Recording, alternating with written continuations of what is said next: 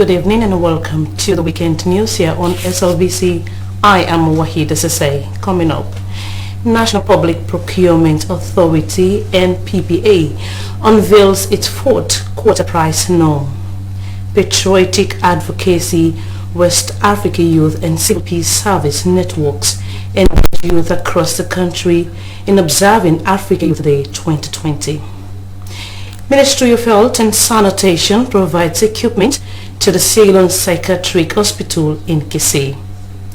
Details are coming up shortly, but first a coronavirus preventive message.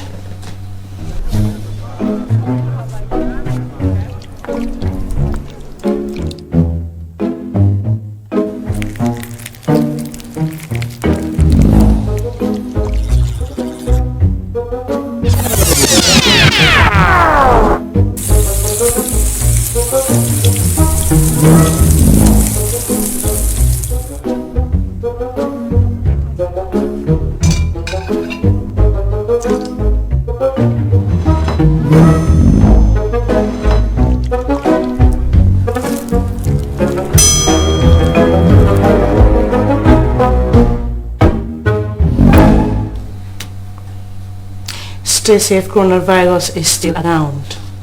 National Public Procurement Authority (NPPA) has unveiled its fourth quarter price norm at the Ministry of Planning and Economic Development. Chief Executive Officer, National Public Procurement Authority, Ibrahim Suware, noted that there is no way a nation can develop and enjoy good governance if its resources are not utilized judiciously. Jonathan Turner report. The price norm is intended to serve as a guide for ministries, departments and agencies to undertake accurate and acceptable public procurement of goods, services and works. It encompasses prices of various goods, products, commodities and services that is used in the country, and it serves as a reference whenever procurement is to be made by ministries, departments and agencies. The NPPA Chief Executive Officer, Ibrahim Suware, stated that under his jurisdiction, he will ensure that the era of corrupt procurement practices is aborted, adding that when a country has decent and proper guidelines on the way citizens' monies are spent, then the rule of law will hold. Price norm is a commonly used items across the board that is designed and we do on a quarterly basis for all practicing procurement people across the country to use. It's a law, as I've always said, and we're expecting people to use it as a guide in doing their day-to-day procurement processes across the country. Deputy Procurement Director, Minister of Finance, Fodiba Kone, said procurement consumes a large portion of state resources, maintaining that if there are no controls, discipline and management in the way and manner government funds are spent, then there is the tendency for corruption. So colleagues, please use the price norm, put it on your desk, keep the soft copy in your computer and apply the price norm day by day. Make it a ritual that your prices are conforming to the price norm. Board Chairman Alfred Kande appealed to procurement officials in MDAs to always comport themselves professionally in order for transparency to be seen at play. He encouraged procurement officials to always follow the due process and stop delay, because no matter what, NPPA will do due diligence. I will encourage you, as I've always said, that you yourself, particularly practitioners, should make contributions to documents like these.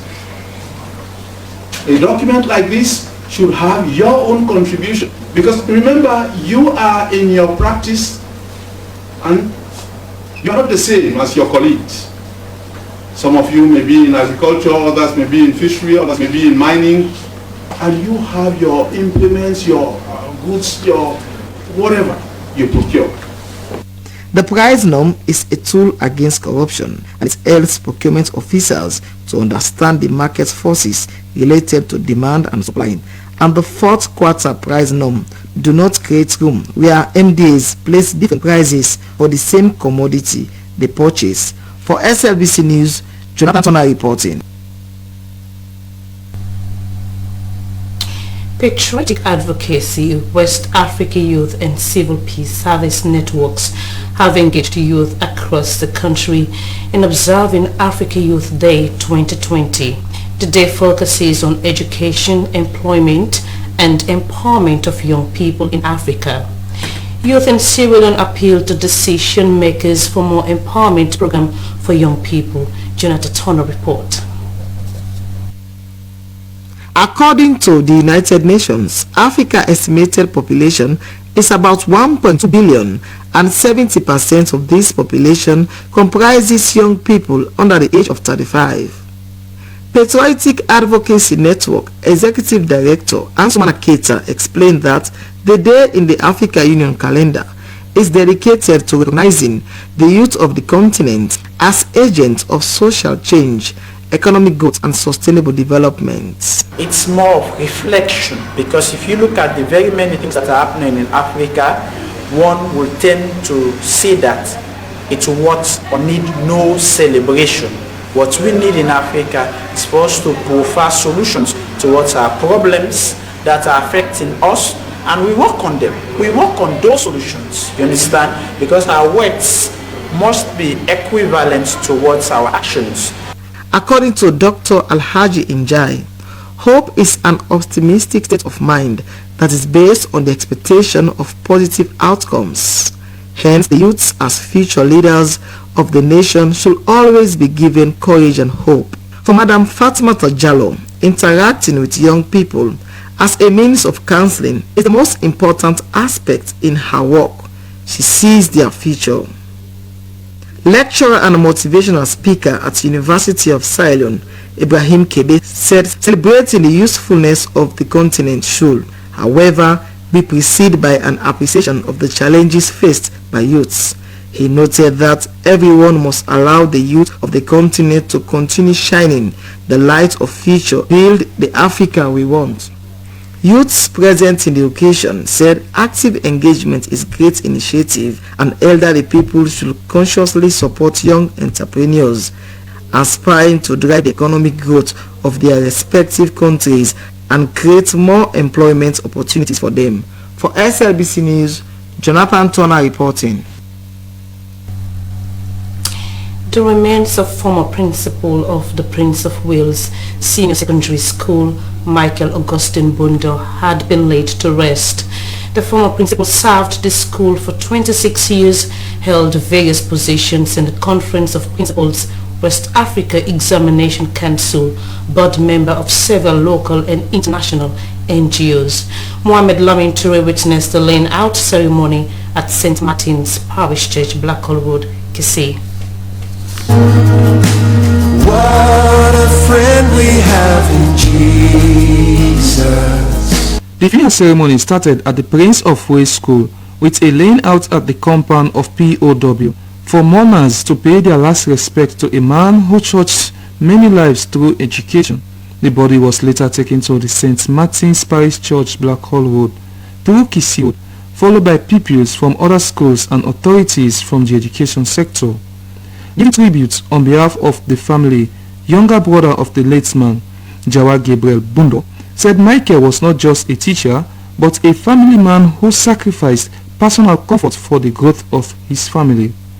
The late man, he told mourners, contributed immensely to the education of his family members and many others. We take solace in so many faces we see here today, and the contribution he has made to education. We really as a family take solace in it. We did not make any mistake in agreeing that we want to lay him to rest in Freetown. The Minister of Basic and Senior Secondary Education, Dr. David Moina Senge, said the late man was not just a teacher, but a consultant in English and education, where he was able to write several English textbooks in English language that are widely used not only in Sierra Leone but beyond. Dr. Senge said the late man served as a shoulder who always gave him confidence. I'm standing with Anto, Bampia, Tanzu, and I remember that very well. I remember that there will never be a time in which Mr. Bundo and I will be in the same place in which I did not hold him. and which I did not gravitate towards it.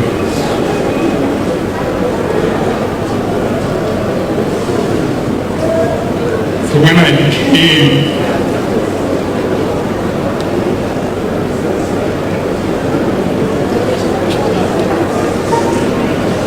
a former principal, Miss Millicent Ogo, the school lost a gem who went through the ranks as a teacher, senior teacher, and head of departments who never missed any of his classes. Miss Ogo said because of the late man's hard work, he was promoted as vice principal and acted as principal when she retired in 2010. He loved teaching. He loved teaching. He would go in and out of the classrooms and he would call his fellow teacher, fellow, now go teach. Fellow, now go to class. That's the man, yes, I'm giving to you too. That's the man the cold hands of death has snatched from me. Education minister said that you have lost a gem in the education field. You have lost a professional in the education field, in the teaching service. Board chairman Prince of West Ekudayo Gilpin said the late man expected greatness from all of his pupils. He always demanded independency, creativity, and critical thinking as he wanted to see or hear something that was new and exciting from his pupils. Michael Augustine Bundo has passed on, a gem in the eyes of many and a foundation for many successes. He was a hope to not only his pupils but even his peers, a profession that many joins as a transit to other areas. He stayed on to serve humanity. For SLBC TV, Mohammed Lamin reporting.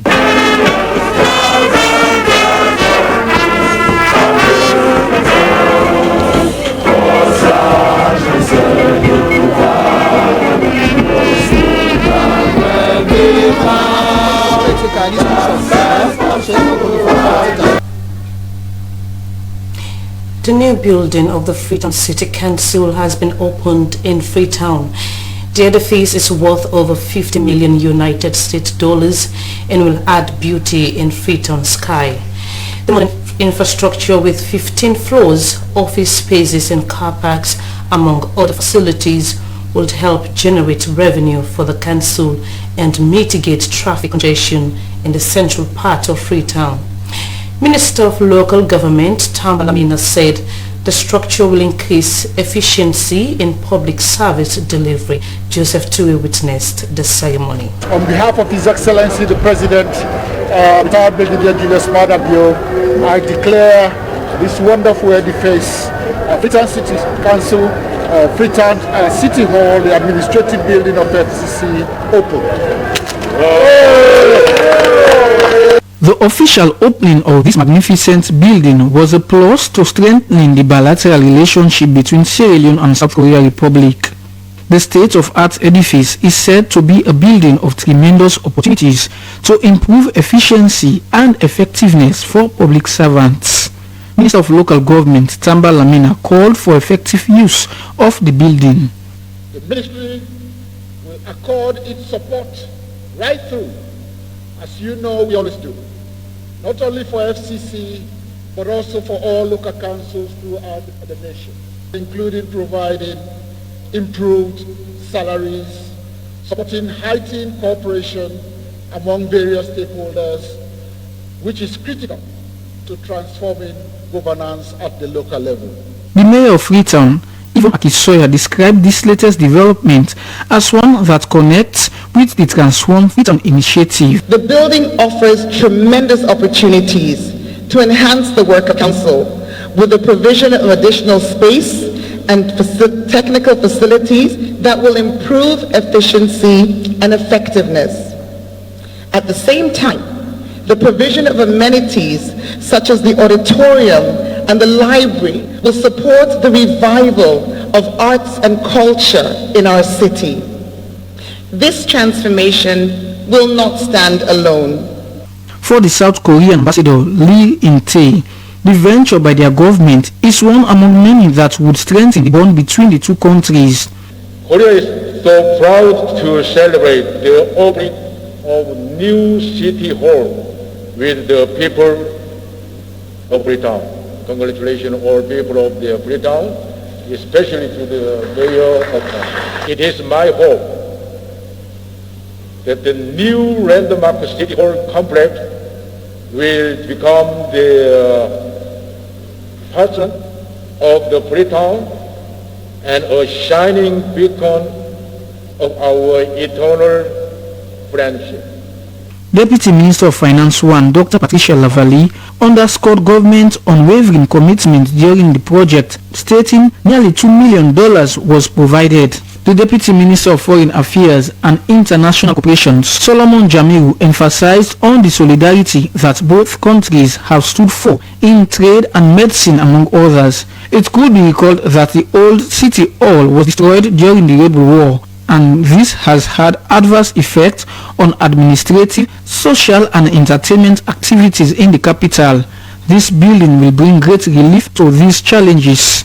This over $50 million ultra-modern building here in the Freetown is a blessing to the public service of Sierra Leone.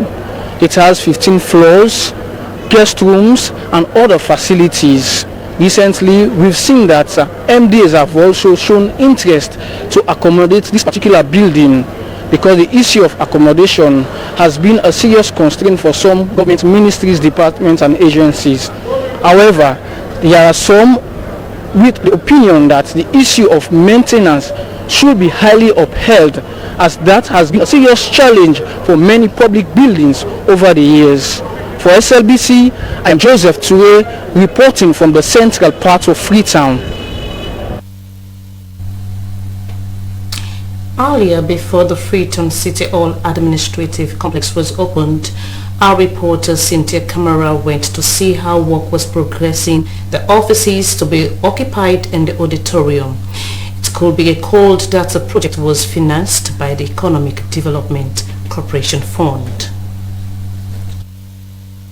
During the tour, an engineer first showed the team photos of the developments of the building since the time of turning of the sword. The building, which is 15-story, has a functional lift. The first floor has a city hall, exhibition, staff lounge, whilst the second floor houses the computer lab.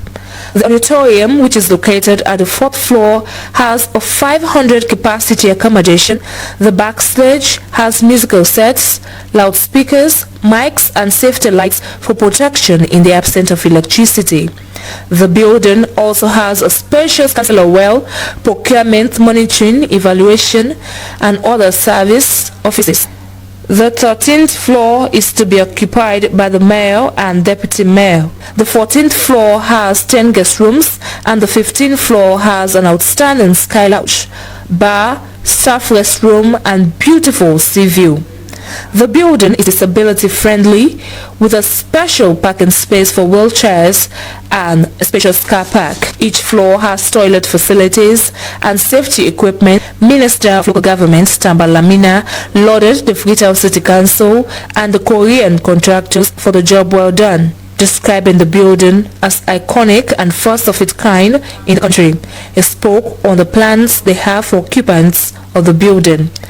What transpires still on paper, and as I have been speaking to the mayor, they are still considering financial options because a loan was taken and that loan needs to be paid. Whatever is proposed by Freetown City Council and of course with the government overseeing will be what will happen to this building. But at this stage, we're very happy with work and the progress of the work. We hear the termination of the project. It's in sight. Mayor of Freetown, Yvonne Akesoya, said the purpose of the building is to serve Freetown residents, and she stressed on the need for maintenance culture. It's very much open to the public. We're going to be, as the minister said, we're working on the financial as FCC.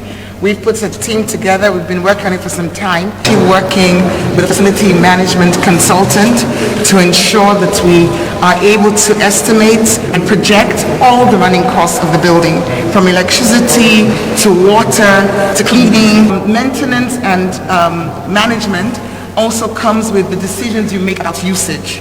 So part of that process is looking at the best use of this facility. The building will be opened officially on November this year. For SLBC News, Cynthia Kamara.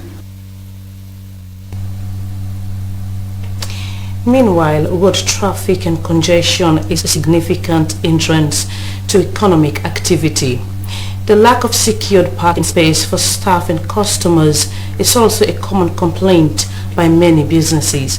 Many vehicle owners are in the habit of parking and deserting their cars on the street for hours and sometimes days or weeks without taking into consideration the discomfort of both vehicle owners and pedestrians. Will the parking space of the newly constructed Freetown Administrative Building salvage the situation?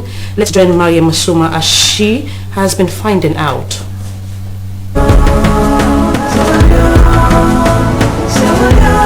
This is Freetown, a small but very busy city on the west coast of Africa. As in other cities, hundreds of vehicles flood the city center every day, where most business and other transactions are done. Now one big sector where they bring economics in the country. This sector is one that generates income in our country. And it will help improve on the socio-economic standards. And if we have free flow of traffic, wherein the movement of people is faster, then there will be more improvement in the country's revenue generation. Meaning the movement of people and be fast. What we believe save more money and this to bring more economy in the country. That is what we believe as a transport sector or transport partners. But there is very limited or no organized parking location. Hence, the narrow roads have been made narrower to either one-way traffic or have totally been cut off from vehicular passage. That's because there is hardly any building within this central business district area with its own car park space. Some vehicle owners are even making the situation worse by abandoning their automobiles on busy streets for hours and sometimes days or weeks, ignoring the discomforts to other road users, especially pedestrians. These men have taken advantage of the situation to generate income for themselves. They are their own employers in this regard.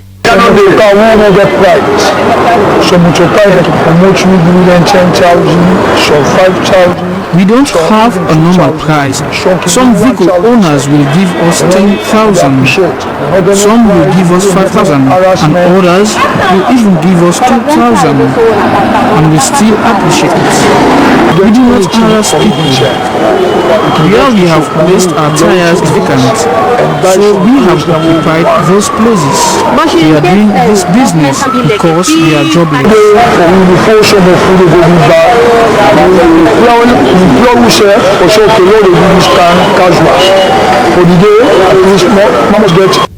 This demarcated space come in the form of an annual subscription with a fee of about 2 million leones to the city. President Bill had acknowledged the inconveniences of such congestion to many people. Traffic congestion, he had said, diminishes productivity, increases the cost of commuting through increased fuel and operating cost, as well as having environmental and health implications. This problem was why he recently launched a $50 million urban transport improvement project supported by the World Bank. They can make the change in the transport sector. The project will make a change in the transport sector. It will give us the opportunity to change our parking system within municipalities, especially around the marketplaces. Like the parking system, market, like we travel move. This is a 15-story building which is still under construction to be completed by November this year. Attached to it is a 6-story car park space, which could however accommodate only about 100 vehicles, a novelty in Sierra Leone. The city engineer Aruna Sowa said any use of it by members of the public, other than staff and visitors of the council, will be paid for. Some of these offices FCC, the Central Business District, have been crying for spaces like the Bank of Sierra Leone, Salon Commercial Bank, and other public offices. They've been crying, they've been coming to the city and to make sure we give them plots, probably 2 or so. So if we have a space that can accommodate up to 100, I'm sure that will help in minimizing in one way or the other. Previously, we have a unit called a street parking unit. We had a standard, and then we have to revisit just that standard, and it is going to be an affordable amount that probably everybody will be able to pay. Even though this situation is very disturbing, it has become a means of surviving for many youth within the municipality. The Freetown City Council Public Relations Officer Kumahasin Kamara was at a New England studio and she spoke with Sonia Jafar.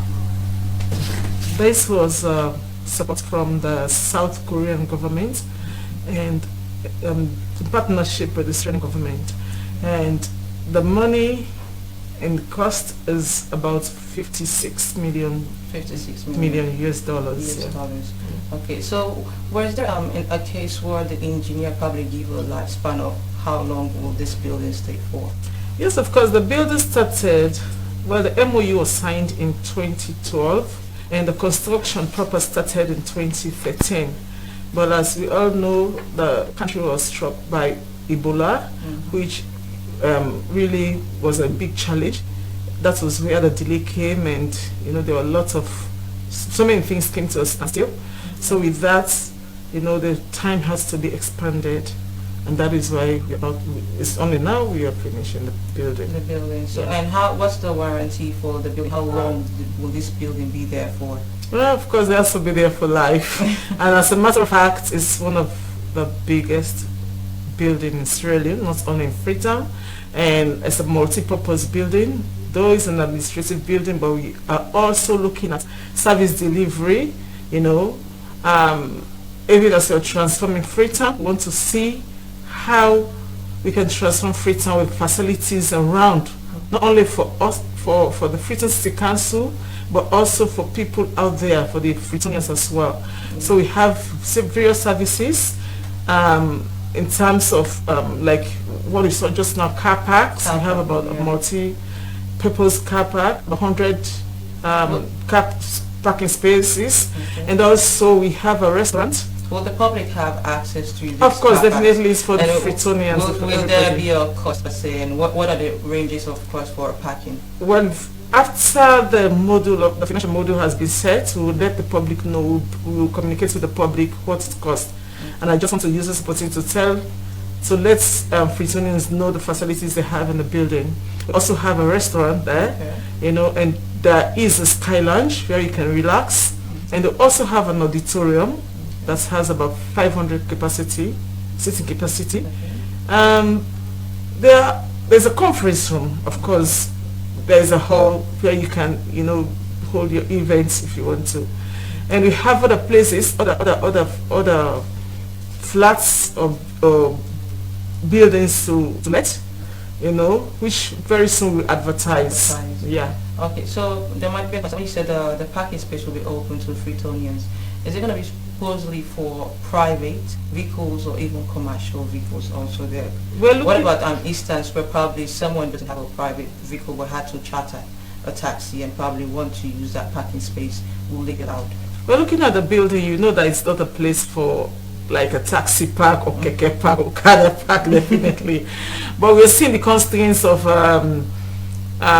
people going to work and having the constraints of parking their cars. Those are the instances you're watching apart from Freetown City Council, because looking at the number of staff we have, and I believe we have to ensure that we space for people that may also want to, because you're using it for also to generate revenue for the council. That was a Public Relations Officer, Freetown City Council, Kumahasin Kamara. The much anticipated need of citizens to own a national identification card will soon become a reality. This was disclosed by the Director General of the National Civil Registration Authority, Mohamed Massakoy, on the ongoing procurement of equipment for the printing of the identification cards. The DG was addressing participants on the discussions on the conflicting and overlapping legislation and gaps within the NCRA Act of 2016. Emmanuel Alfred Samuel was part of the meeting. National identification card is one of the burning need of citizens, especially for those who frequently travel within the sub-region. Its demand is high because it identifies one as a citizen of the country and also enables one to do any transaction within the country. Understanding that procurement for the equipment that will enable the production of both the national and ECOWAS identification card is underway is indeed welcoming for citizens. The procurement process now fully to produce national identity cards as well as ECOWAS compliant ID cards. We'll have national identity cards for our citizens and other residents in Sierra Leone, and then we'll have ECOWAS ID cards on demand, because ECOWAS ID cards are used for people who want to travel to the sub-region and they can travel without passports. He said they are now in advanced stage in terms of the procurement process, adding that as a government they will support the process. He assured the public that they are working towards decentralizing the issuing of ID cards. The meeting with stakeholders on NCRA Act of 2016 was as a result of recommendations from experts on the conflicting legislations within the Act due to series of assessments done.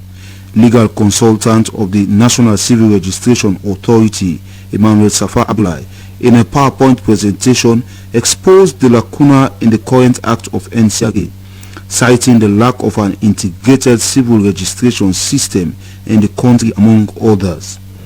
Sierra Leone has not drafted an integrated civil registration system, he further pointed out. A number of issues has been identified relating to the law that establishes the NCRA. Emmanuel Alfred Samuel, SLBC Freetown.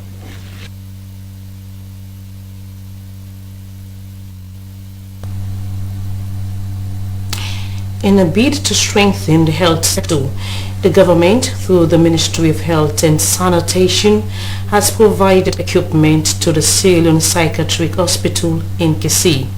According to the Minister of Health and Sanitation, Professor Alpha Wuri, the items, which included medicines, protective gears and hand-washing facilities, were to aid the administration of the hospital.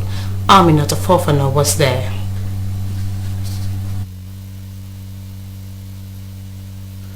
The Sierra Leone Psychiatric Hospital, located in eastern Freetown, was established many years ago mainly for patients with mental disorders.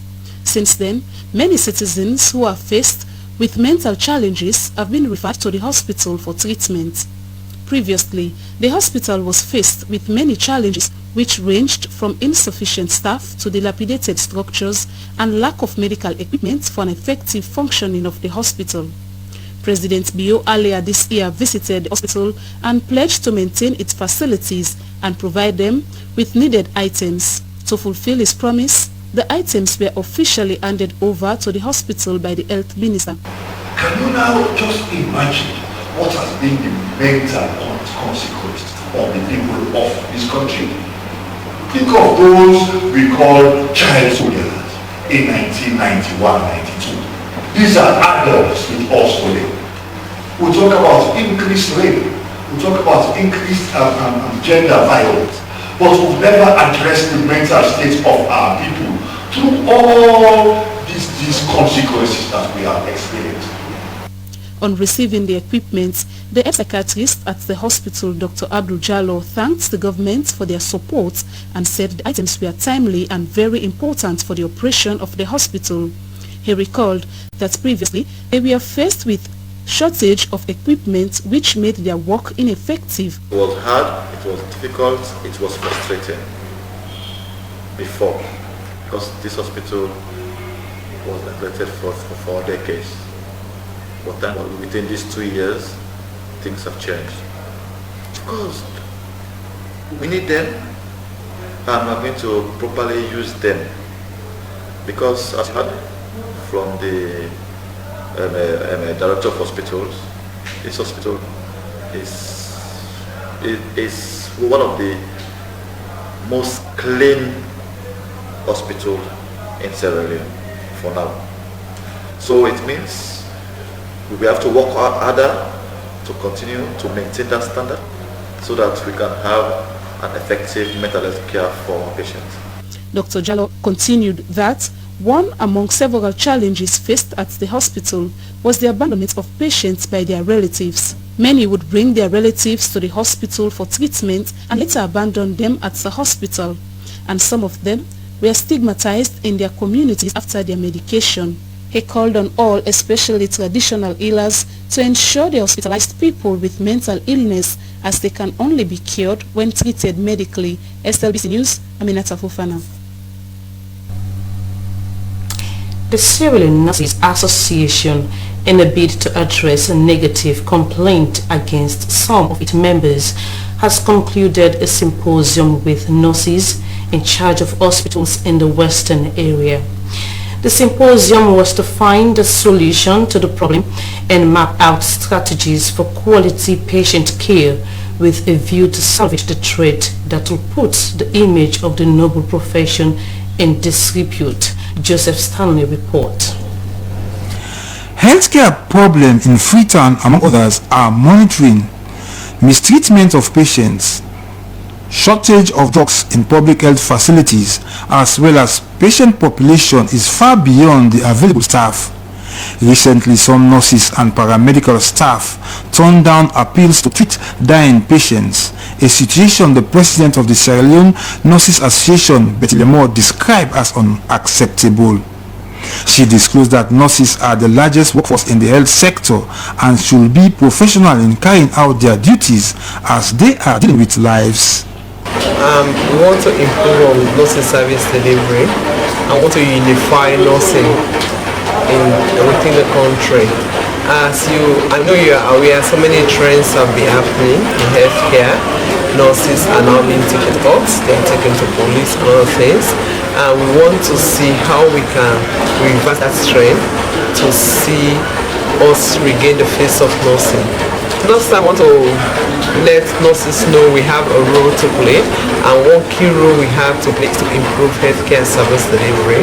We are there to improve care to patients and not to implement fear into patients. So we want to come back to the drawing board and discuss what have changed and see how we can address change. Betty Lemore informed nurses that they have major role to play for patient care and encouraged them not to relent in their stride for excellence, especially in the fight against COVID-19. She advised nurses to respect their clients at all times, stressing the need for them to have passion for their job as they are dealing with lives that is not for sale.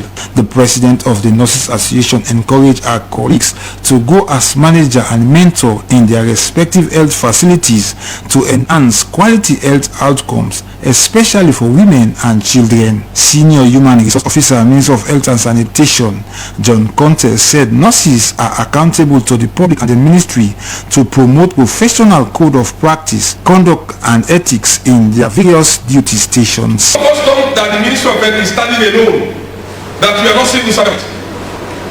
No, we are civil servants. We are governed by these regulations and rules. That is why your appointment is not coming from the Ministry of Health, does it?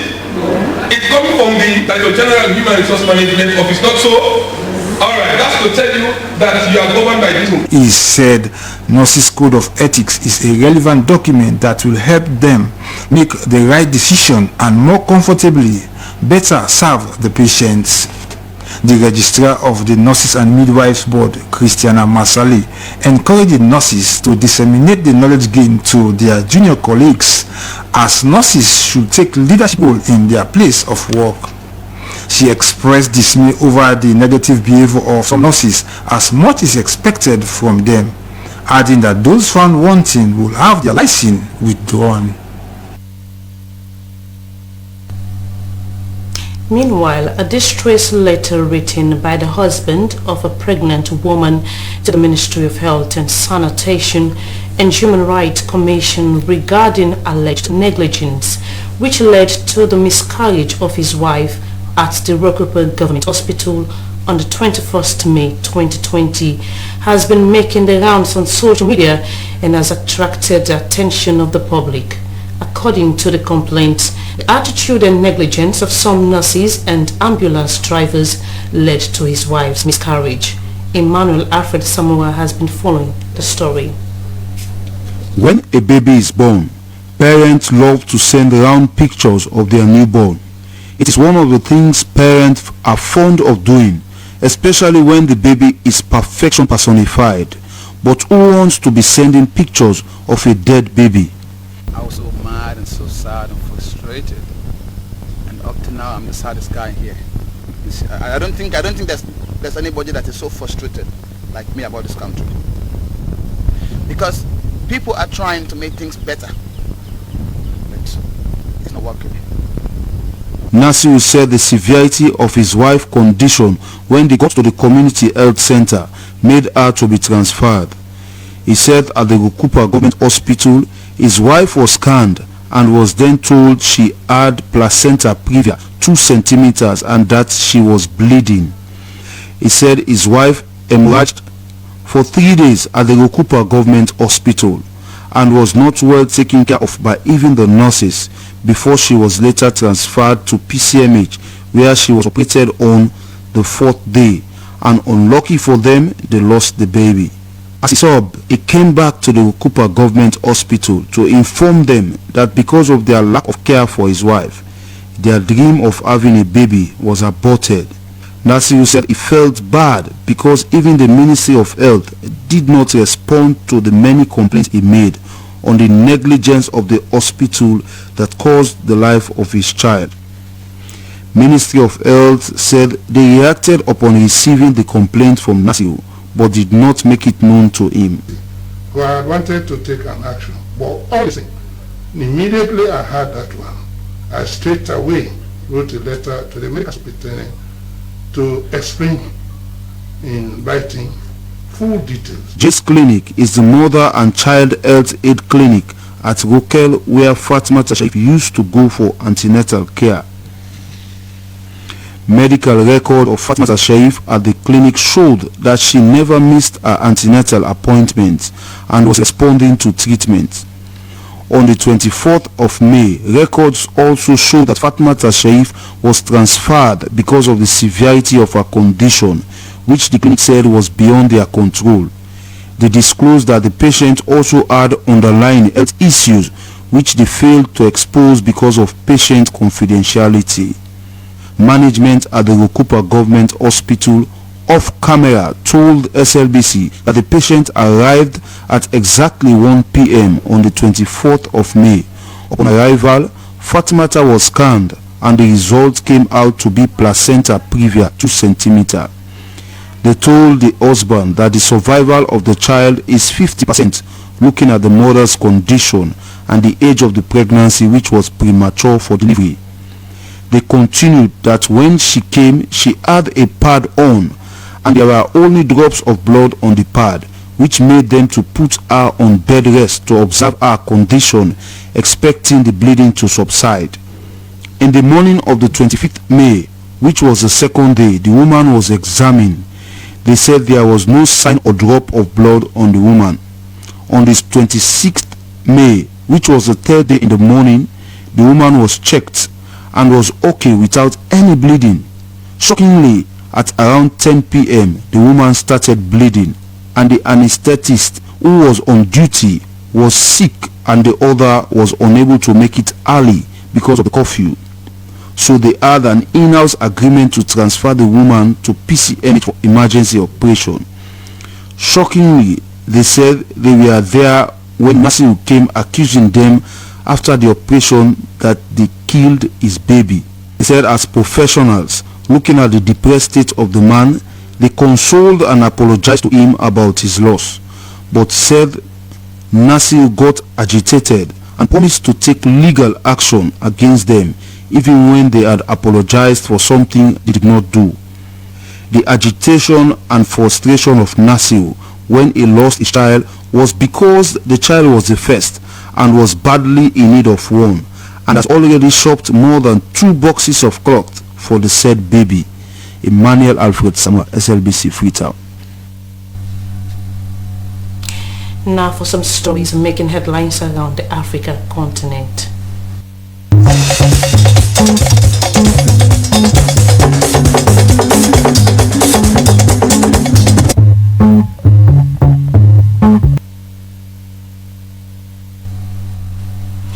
Ethiopia's parliament has voted to dissolve the government of the modern Tigray region amid a dispute which has escalated into armed conflict. In an emergency session, Parliament declared the Tigray administration illegal and voted to replace it. On Friday, Prime Minister Abiy Ahmed said airstrikes had been carried out on military targets in Tigray. There are fears the conflict could lead to a civil war, which could also destabilize neighboring countries.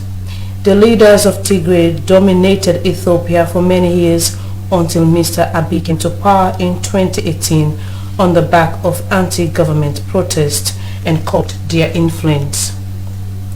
3 opposition leaders in the Ivory Coast are under investigation for insurrection, murder and act of terrorism after they rejected President Ouattara's re-election for a contested 3rd term and vowed to set up a rival government. Ouattara 78 won by a landslide in Saturday's election, pitching the West African country into a political crisis with opponents who say he violated a 2-term presidential limit. The 3 opposition chiefs under investigation were Maurice Kaku Jikau, deputy leader of the main opposition party, who has been arrested, and Pascal Afi Gessam and ex-premier Abdallah Mabri Tokese. A lawyer denied accusations by the ICC of bribing witnesses in the case against Kenya Deputy President William Ruto. Ruto was charged with fomenting violence after a disputed 2007 election when 1,200 people died, but the case collapsed 4 years ago. It is a lawyer Paul Gisharu's first appearance at The Hague since he turned himself in. He allegedly corruptly influenced prosecution witnesses to recant their testimony by paying bribes of up to 1 million Kenya shillings. It's now time for entertainment and sport.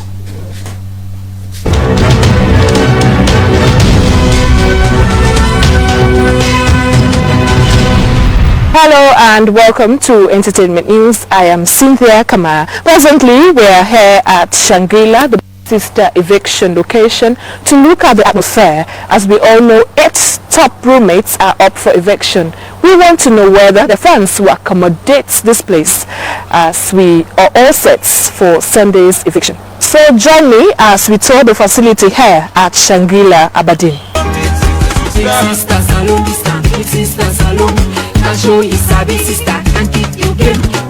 As I told you earlier, we're here at the Shangri-La and we have the managing director. Welcome to Entertainment News. Thank you. Okay, so can you tell us how this place used to be when it's time for eviction? Well, normally, consider the past couple of Sundays, for example. Immediately you went outside, you see the momentum, fans are out there cheering their whatever person they are supporting. They come with different things out there, talking, dancing, beating everywhere before they start coming in. Once also they are inside, normally they also talk to them. Once they come in, they normally have friends who they also cheer with. They have their gumbes, whatever thing they come with to help to elevate whosoever they are in this place. Okay, so what do you expect to see this Sunday? Because we have 8 top roommates that are up for eviction. Do you think this place will accommodate all the fans? Yes, for sure, because as of now, we are using outside here.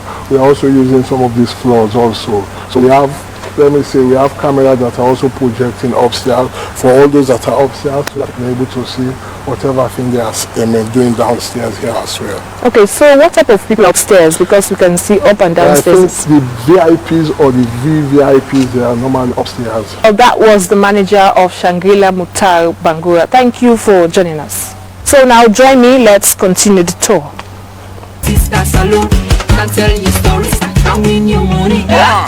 Big sister, Salon #1 show. Tell you, sister, make them vote for Random Love. Your sister, it can be a minister. Tell you, So here's the stage that they normally interview evicted roommates. So who knows what might happen this Sunday? Who might be the roommates that will be interviewed here?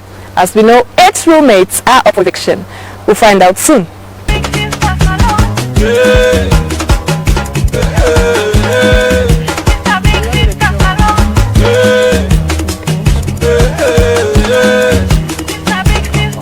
Here we normally use this for as a car park, for example. Also, it depends on the number of people we are expecting. For example, we have a large number, we can also put projector screen there so that people can able to see from that other angle. Okay. This is the entrance for someone to come in. Okay, at that entrance, do they allow people to put chairs to sit? No.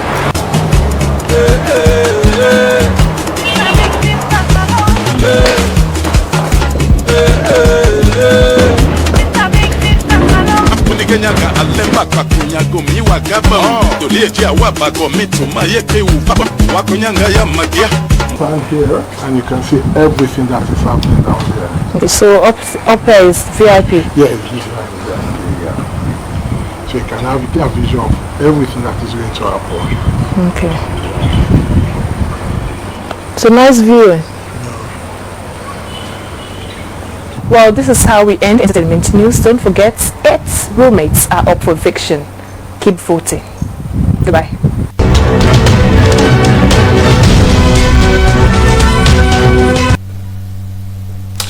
And it's time now for some sport update.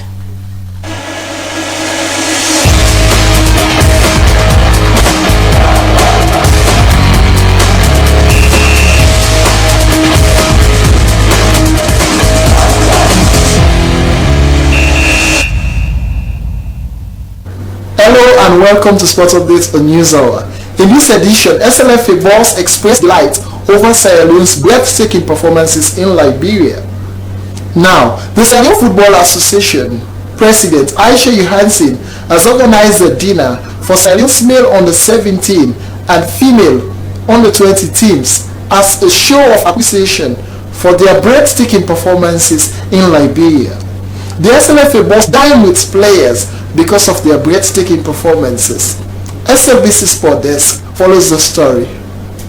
A delegation which departed Sierra Leone for international friendlies in Liberia was greeted with delight by the Sierra Leone Football Association President and a Secretariat staff. A contingent of both the female under-20 and the male U17 teams were highly impressive in Liberia. The Sierra Leone female under-20 won 2 out of their 3 matches played in Liberia, while the male U17 won all 3 matches. Coaches and players from both teams were excited for the treat. She thanked the players and officials and registered her unconditional support to them and the growth of football in Sierra Leone. They don't care about that. It's about Sierra Leone, the pride of a nation. The pride of a nation. Everything. This is a family. We are a family. We want the winning all because these are competitions. We go for competitions to win. In every competition, there has to be a winner, there has to be a loser. Head of delegation Ali Badara said the under-17 male side is one of the best teams he had seen so far in the history of Sierra Leone football, noting that the FA should make all reasonable efforts to keep both the U17 and that of the female under-20 together. This is a significant milestone these players and officials will not forget in a hurry.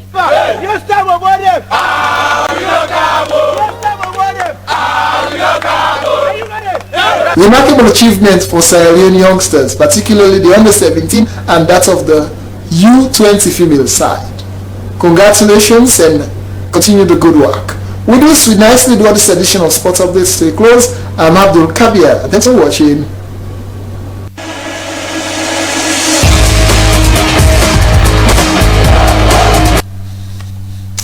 Don't forget you can watch our entertainment channel on channel 31 on Satcom and main news on channel 1 of the same Satcom. To end the news, a recap of the main point. National Public Procurement Authority NPPA has unveiled its fourth quarter price norm. The price norm encompasses prices of various goods, products, commodities and services used in the country, and it serves as a reference whenever procurement is to be made by ministries, departments and agencies. Patriotic Advocacy, West Africa Youth and Civil Peace Service networks have engaged youth across the country in observing Africa Youth Day 2020. The day focuses on education, employment and empowerment of young people in Africa. And the Ministry of Health and Sanitation has provided equipment to the Sierra Leone Psychiatric Hospital in Kisii. Minister of Health and Sanitation Professor Alpha Rory said the items were to aid the administration of the hospital. That's all in this weekend news. From Freetown with me, Wahida Sase. Thanks for watching. Stay tuned and stay safe.